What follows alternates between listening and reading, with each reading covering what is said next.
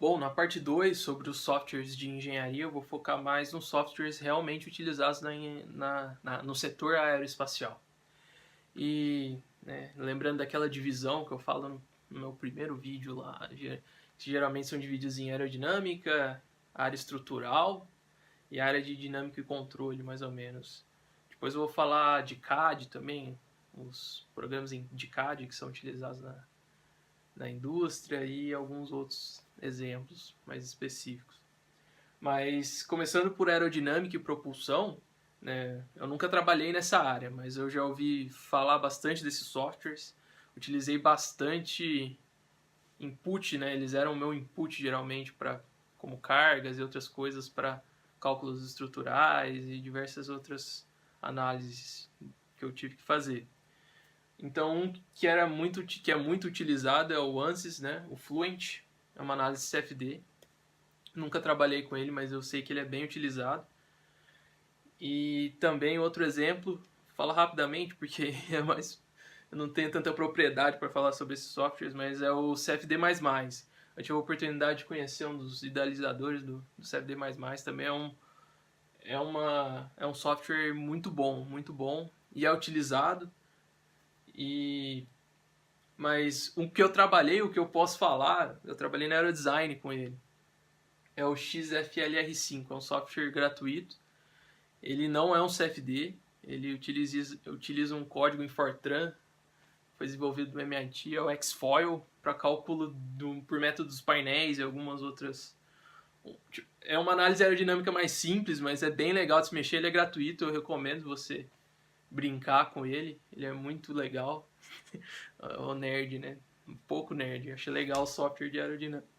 E eu utilizei ele na Aerodesign também e provavelmente vou utilizar o Xfoil mais diretamente, o código em Fortran, vou utilizar também no meu mestrado. Ele é muito bom, tem os seus problemas ali, não é uma análise CFD tão fidedigna assim dos problemas, mas é muito bom e é bem utilizado também, principalmente na Aerodesign, praticamente todos usam ele. Ele é bem legal.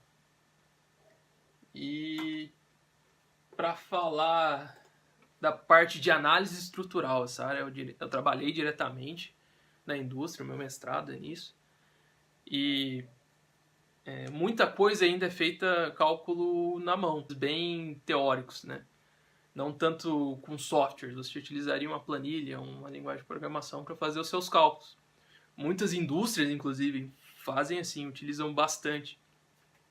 Mas, evidentemente, a utilização do método dos elementos finitos ele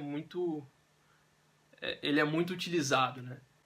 E os softwares de elemento finito, o meu favorito, já vou começar falando dele, é o FEMAP. Ele é um pré-processador e um pós-processador, né?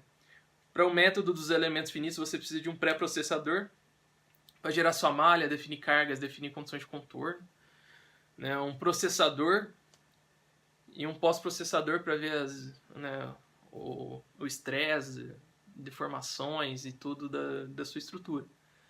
E o FEMAP é o meu favorito, é o que eu mais utilizei. Utilizei tanto quando eu trabalhei numa multinacional belga, quanto na última empresa que eu trabalhei. E ele é muito bom, é o meu favorito. A gente costuma falar que software bom é o que você sabe usar, né? E o FEMAP talvez caia nessa aí, porque eu consigo ser bem eficiente com ele, foi o que eu mais utilizei, é o que eu mais sei e é o que eu uso. Inclusive no ITA também, curiosamente, tem o FEMAP, então eu vou utilizar ele para o meu mestrado, tudo. E ele utiliza o Nastran, né? Nastran é um código em elementos finitos, também em Fortran, né? Você vê a importância do Fortran que eu falei no último vídeo. E ele foi desenvolvido pela NASA. Aí a Siemens, que faz o FEMAP, ela pegou e desenvolveu um pouco, fez o NX Nastran. E a MSC também, que é uma empresa que desenvolveu o Patran, que também é um concorrente do FEMAP. Pegou e fez o MSC Nastran. Então, esses programas são bem baseados no Nastran. E eu utilizei bastante o FEMAP. O Patran eu nunca cheguei a trabalhar diretamente com ele. Eu usei o MSC Nastran do jeito mais bruto, que é através de cartões e tal. Que não cabe no vídeo falar agora, mas é um jeito muito legal de utilizar também. Você consegue modificar a sua estrutura, né, para processos de otimização de uma maneira bem legal, utilizando o Excel, o MATLAB. E outro bastante utilizado também foi o que eu aprendi na UFABC, como foi o que eu aprendi nos Estados Unidos, é o Abacus. Eu acho ele bem didático, ele é muito bom, mas eu nunca utilizei ele na indústria. Eu sei que ele é utilizado, tá? Temos também o HyperMesh, que eu ouvi falar, nunca utilizei também, mas ouvi falar que é muito bom. E eu costumo dizer que, não só eu, como outros engenheiros também, a gente costuma dizer que não existe um software bom para tudo, assim. Né? Eles são utilizados e muitas empresas, inclusive, utilizam vários deles, né? Eu sei, por exemplo, que o Abacus é muito bom para lidar com não linearidades, coisas desse tipo. O HyperMesh, ele promete uma otimização de material composto muito boa, nos vídeos promocionais, claro, eu não utilizei. Mas, em compensação, muitas empresas utilizam o FEMAP. Né?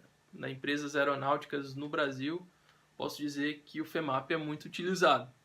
Então, seria uma boa pedida se você quer aprender um software de elementos finitos, aí o FEMAP é bem legal. E quando passamos para a área de dinâmica e controle, né, eu nunca trabalhei na indústria diretamente com dinâmica e controle, mas a minha formação, eu trabalhei forte com dinâmica e controle, meu TCC foi em controle. E eu sei que o Adams, que é um produto também da MSC, ele é bem utilizado para fazer cálculos dinâmicos, né? E talvez seja a área muito difícil de você escapar do MATLAB. O MATLAB tem ferramentas de controle, né, o Control System Toolbox, que são muito utilizadas. Eu tinha um professor nos Estados Unidos da Boeing que falava que utilizava diariamente o MATLAB para controle. Também diversos outros engenheiros falaram que utilizam o MATLAB diariamente para controle. Então, se você vai para a área de controle aí, não preciso repetir que o MATLAB é extremamente importante, extremamente útil. Quanto ao CAD, né, os softwares de desenho, sim, os que eu mais vi na indústria aeroespacial é o CATIA, que talvez seja o mais utilizado na indústria aeroespacial, que eu tenho contato.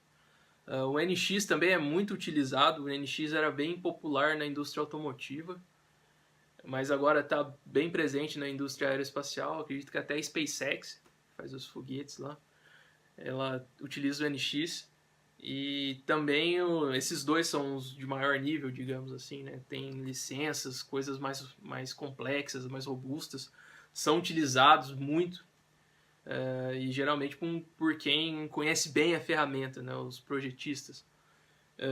Mas tem o SolidWorks também, que é o meu favorito, foi um dos que eu mais utilizei, foi o que eu aprendi na Universidade Federal da ABC, e foi o que eu utilizei na Aerodesign, depois utilizei também posteriormente para diversas coisas. Então eu costumo dizer, engenheiros estão sempre em contato com o CAD, tá? Você, independentemente da sua área, você vai precisar de alguma coisa que está no CAD, medir alguma coisa, medir o comprimento de tal coisa, medir outra. Então é sempre bom ter os conhecimentos de CAD e saber lidar com eles. Eu acredito que seja um software essencial assim para engenharia.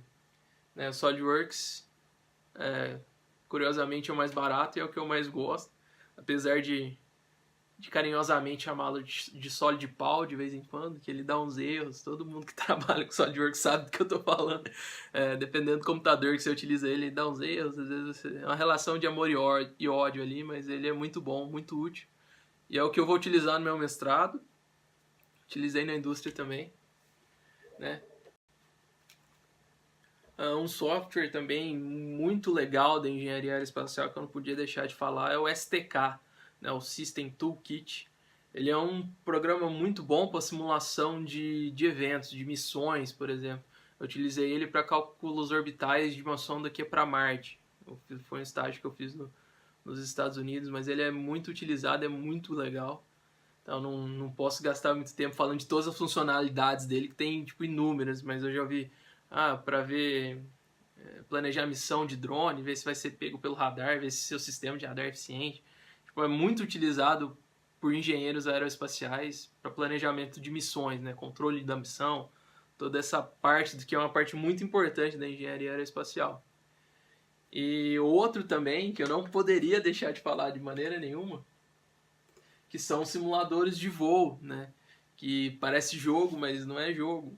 Eu já falei no meu primeiro vídeo lá, que é um trabalho muito sério, muito importante, né? Na indústria aeroespacial, que é a simulação de voo. E eu recomendo, porque pode parecer zoeira, inclusive, mas foi muito útil para mim saber pilotar no Flight Simulator, né? No Microsoft Flight Simulator. Eu consegui. Foi até uma pergunta que eu fiz para uma orientadora de carreira lá nos Estados Unidos. Falei, ó, você acha que é legal pôr isso no meu currículo? Não vai dar a impressão que eu coloquei um jogo no currículo e tal. E ela falou que sim, que talvez fosse melhor evitar colocar, mas eu acabei colocando de qualquer jeito e foi muito produtivo para mim.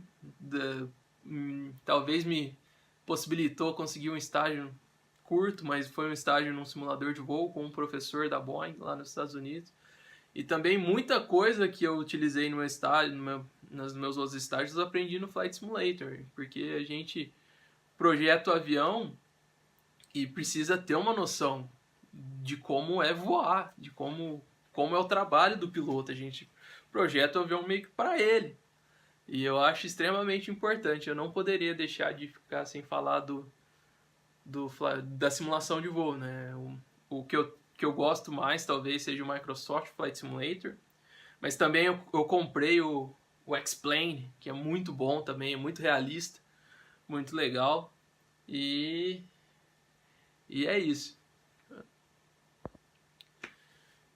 E para concluir, eu queria relembrar, né, que isso tem inúmeros, milhares de outros softwares que eu poderia ter falado aqui. E são opiniões pessoais de todos os softwares que eu falei. Não ganhei nada para falar de nenhum software.